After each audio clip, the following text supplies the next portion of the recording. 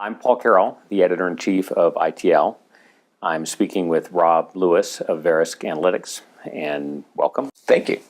To start out, why don't you just tell us a little bit about what claims issues are keeping your clients up at night? Yeah, I think it's a great question. The big issue I think right now facing the industry is increased claims costs. What we're finding is that it's the old 80-20 rule. 20% of the claims are actually driving about 80% of the costs. And it's identifying those cases and being able to proactively address those claims to improve the outcomes. I think that's the real key right now to help reduce claims costs over time. Okay.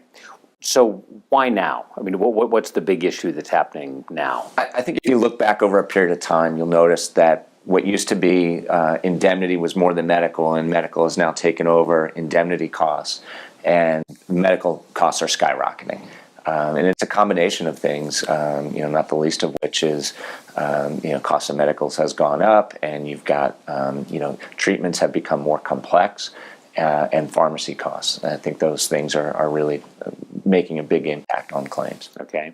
If you were to provide a little historical perspective, let's say over the last 5 years, you sort of identified some of the big changes, but is there sort of a sweep of history that you can provide to set some context?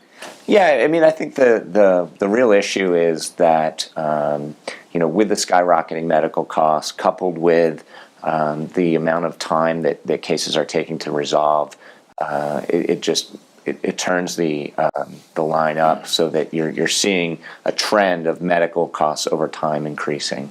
And another component in that is Medicare involvement. In the past, that wasn't an issue. Now you've got to comply with Medicare regulations. Medicare wants to be reimbursed for any of the money that they've spent. That only increases time and cost. Right, a whole lot of bureaucracy Sure. reporting all that stuff as well. So once you spot a high-cost claim, what are some of the strategies people can use to mitigate the issue? Yeah, and again, I think this is something that the industry is well prepared for if they can identify those cases. A mix of things: getting the right lawyers on the claim, getting the right adjusters on the claim, getting a more senior adjuster. In workers' comp, you have the ability to direct medical treatment in a number of states, so getting the right doctors involved, utilizing the nurse case managers or third-party vendors. There's a lot of tools that are available, and I think once those claims are identified, getting the case to the right people can really make an impact on the claim. Is there a particular issue when it comes to identifying those claims in the first place? Yeah, I think that's one of the things that has been missed recently, and I think that where we're evolving into predictive analytics. There's a lot of times some of the cases are easy to identify. If you've got spinal cord stimulators and you've got fusion surgery going on, those are going to be big cases. But it's the case that starts out as a broken thumb and it turns into RSD, and over a period of time it just gets worse and worse and worse. Those are the cases that need to be spotted and captured earlier. When it comes to processing workers' comp claims, what are the biggest issues you're seeing? I think the issue in workers' comp that is, I think, a problem is that adjusters, the day in the life of an adjuster has become much more complex. They handle a large claim volume. They're dealing with lawyers, they're dealing with vendors, they're dealing with medical providers, with billing.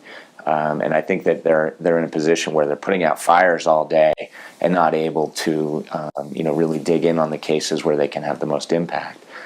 So I think that by providing tools that make the adjuster's job easier so that they can be more proactive as opposed to being reactive, that's a real challenge. Okay. Could you also say a little bit more about predictive analytics? That happens to be a particular interest of mine because I come from a technology background and actually met a guy who at the time was he was a professor at Harvard Business School and a consultant of Harris. And the thing he figured out was basically predictive analytics. And he went on to be CEO and a billionaire. And there's some goodness in predictive analytics. Sure, but would you talk about that a little bit more? Yeah, and actually that's a passion of mine as well. We've created a predictive analytics tool in the workers' comp space just for that very reason, by allowing, taking data from the carrier, taking industry data as well as third-party data such as bill review or PBM information, and using it to identify trends and to benchmark and find out where there is a potential for one of these exploding claims or volatile claim, so that you can actually catch it early. And I think that's the key, is that, I always say, once the toothpaste gets out of the tube, it's really hard to put it back in. But if you can catch it early and identify that case before it goes bad, there's so many things that you can do, such as, getting the treatment under control, sending it to a nurse case manager, utilizing those tools that are already available. You can really improve the outcome.